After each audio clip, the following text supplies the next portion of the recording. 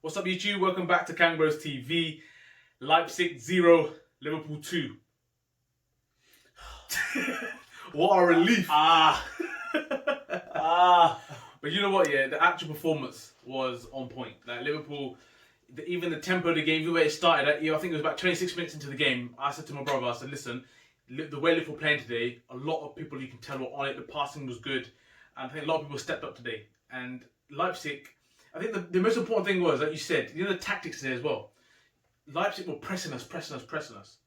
And we were just, like you said, playing in their half and making them make the mistakes. Well, that was the most important thing. So I think the couple of points on that, and obviously we were saying there's one time when they flipped the ball over the top and Mukiele and Upamecano were chasing Mane, and they'd started off in our half.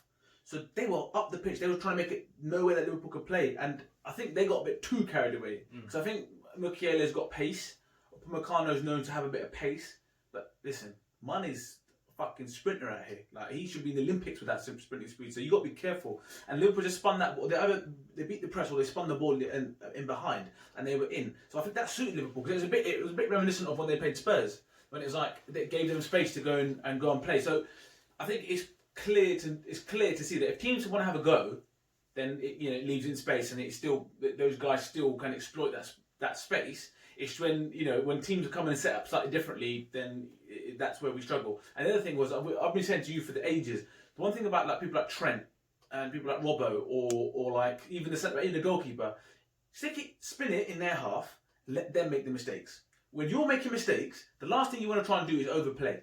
Get the ball, spin it into an area, and press up the pitch. Let them make the mistakes. When you've got, and the way that Leipzig made mistakes for fun today, by the way, they gave the ball away for fun. So it's almost like, that's like the most basic tactics. Just play in their half. Go and play in the opposition's half. Let them make the mistakes and try and capitalise on their mistakes, and don't be the ones to make the mistakes. I think the Leipzig manager, for me, strikes with a person who gets too emotional involved in the game. He wants to beat Klopp, he wants to beat Liverpool, and I remember this from the Hoffenheim days. He's probably into it. And today, he's just like any other manager, sensed blood.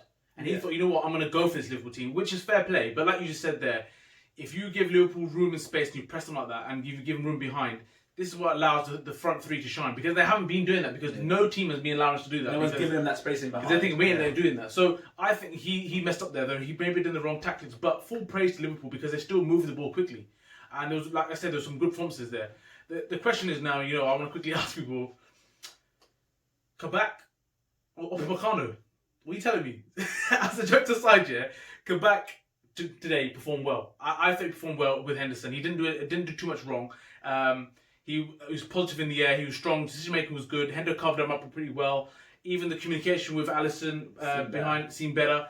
So I'm glad that we've got someone coming so quickly and just I think he's bedded in quite well. Don't get me wrong, I still want to see him a lot more before you can make anything. But I think kind of today I was watching that thing to myself like yes.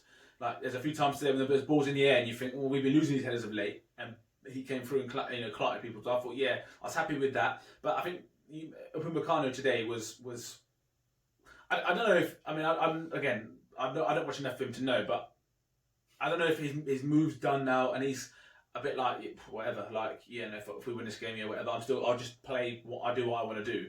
And his passing out from the back was poor. Kept giving the ball away to Liverpool, and they kept kind of almost waiting for him to give the ball away and playing on that. I don't know if that's a tactic because whatever, but he didn't have his best game today. But to be fair to him, as soon as his circus partner left, he was then suddenly everywhere, wasn't he? He was literally. And listen, let's make no bones about it. Mukiele has been touted around for the top clubs. He's a very good defender. I don't know what he was doing for the second goal. I literally don't know for the life of me what he's done there. But it's proof. It's a bit like when Leicester spun that ball in behind Liverpool the other day. It caused confusion between the goalkeeper and the centre-back.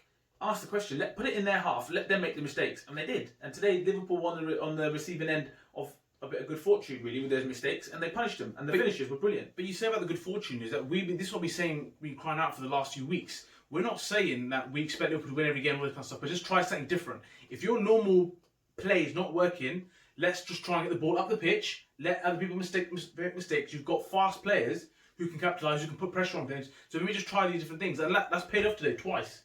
And we were celebrating because it was the first time for a long while. Actually, but then they were solid as well. They managed the game well. The subs, it was questionable. Like, did it affect the game in a bad way?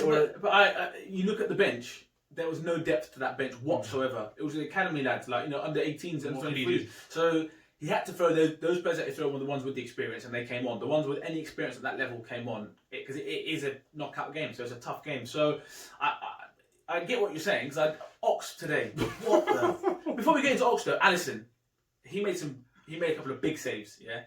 But the distribution, you can tell he's shot to pieces. Mentally, he's nowhere at the moment. Kicking was a shambles, but he made the one thing you can't take away from him. He's a top goalkeeper. So even when Alisson was at his peak, at his best performance, you were calling it back then. From time ago. You comparing him and Edison, and you're saying like if you compare the two, if it's footwork, there's no comparison. Yeah. And you've been saying it for ages, and that's even when he's at his peak, and even now he's probably at his lowest at Liverpool. Hands wise and the goalkeeper wise, you can't test this guy. Timing wise, how he spreads himself, that was a big boy save. Yeah, there's a couple of saves he made today that were very, very good. I think the other point that we picked up on, and I've said this, I've been calling this for ages as well, is that yes, Henderson's doing a very good job at centre back, just as Fabinho has been, but they're midfielders, so their instinct isn't the defender's instinct. So there are times, there was twice today. One time when the ball got played, it was a brilliant pass, and the guy's cut across Henderson, but his body positioning for me, if I being critical as a centre back, your body position would be better there, and you would sense that. But he's a midfielder, so you can't expect that. Then at the end, there's another time when he's gone flying out, and the little forward that came on. Spun in behind. Look, brilliant run, don't get me wrong. But as a defender, you shouldn't. I don't see a defender going into that position that he did to create that space. Good forward play, but I think the midfielder's instinct against the defender's instinct, you're always going to find that. So the quicker we can get familiar centre backs playing centre back, for me, the better. And as you said, when we were going back to Ox, we were talking about Alisson there. Ox, like, what fans saying about Ox right now? Because I've seen people saying that even though they were the Ox's biggest fans. But is he done now at Liverpool? What's the coup with Chamberlain? Because I don't know. I think it's a tough one. Like I think he's done his thing. He's done his thing for Liverpool. He's done his bit. He's won us. He's been a part of those squads to win us trophies. I think his time possibly could be done. To be fair, I've been saying it for quite a while. I don't think he's the guy. I don't think he's the sort of person that needs to go to. To a team like basically Lallana type move. He needs to go somewhere. Yeah, he goes somewhere and just play football. He's not a bad player. Don't get me wrong. I'm not saying he's shit or anything like that. He's not a bad player, but he's not the sort of person that has the quality to come in and have an impact in 15 minutes or turn the game anymore. Whereas that's one thing we said that he did used to have is that he could make an impact, get the ball, drive at defences or whatever.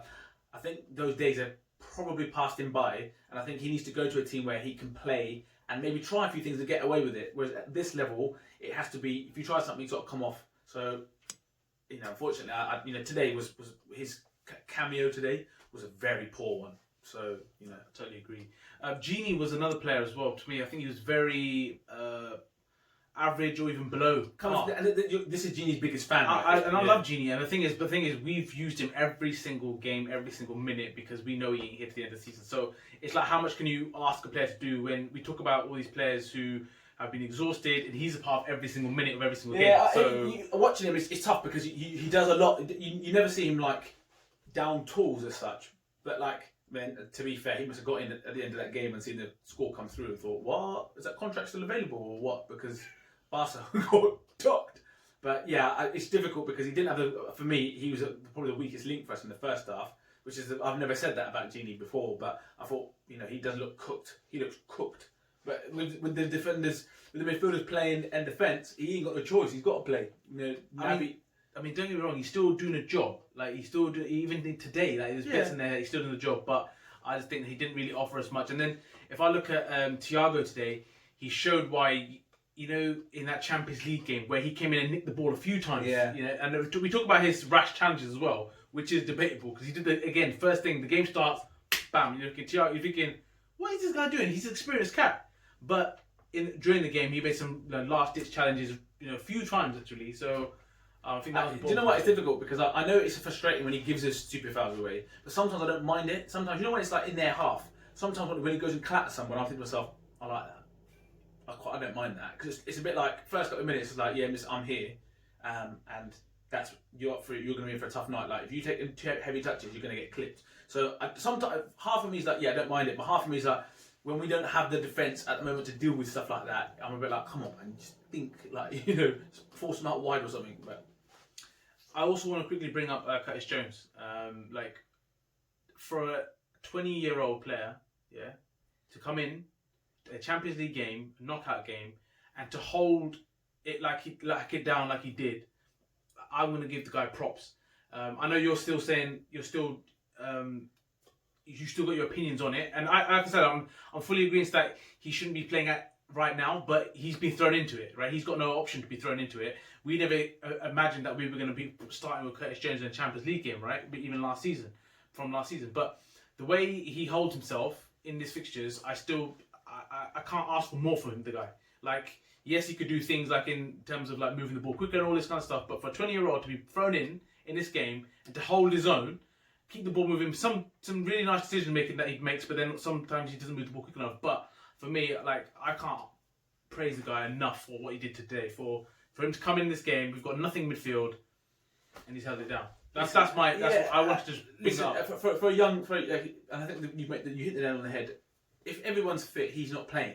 But we're in a situation that we've got injuries left, right, and centre. And when you see his name on the team sheet, you're not thinking what anymore. And I think that's credit to him for doing that, because he's like you say, he's still got improvement to do, but he's very young. So, but this goes back to my point. I think this is where I do think it is incredibly important for him to go out and be playing regularly, because he can learn.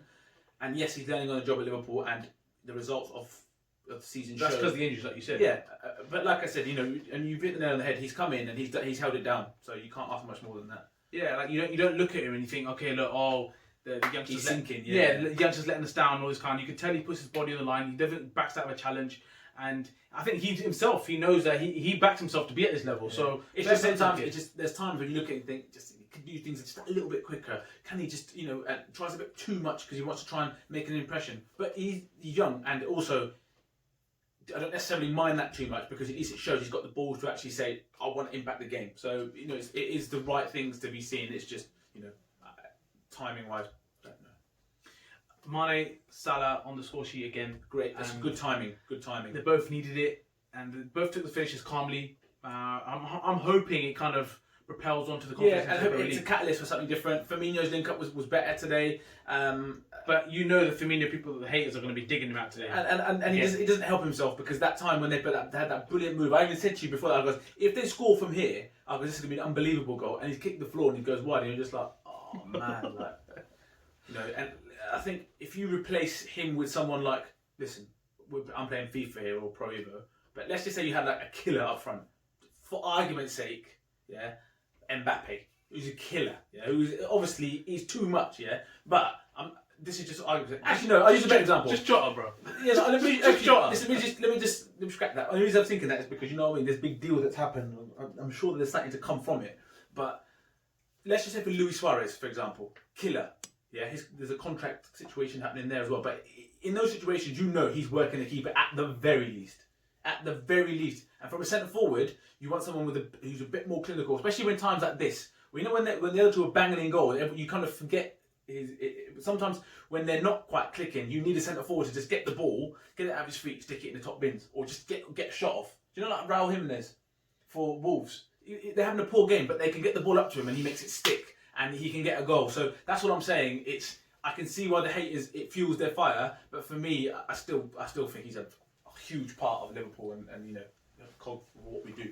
The rumours I'm hearing is that Fabinho, Jota, and Keita may be back. Who?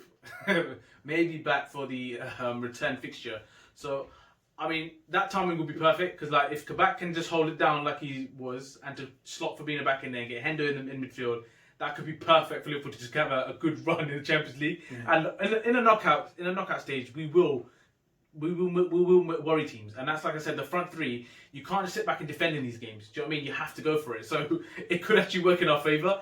So from today, I'm really pleased with the result. That's it. I'm going to leave it at that. It's only half a job. Yeah. We've still got another game to go, so let's not get too gassed. But I'm glad I've seen this performance, because I was wondering how I saw Liverpool, and it shows that if you want to come and have a go, on your head be it. Mm-hmm.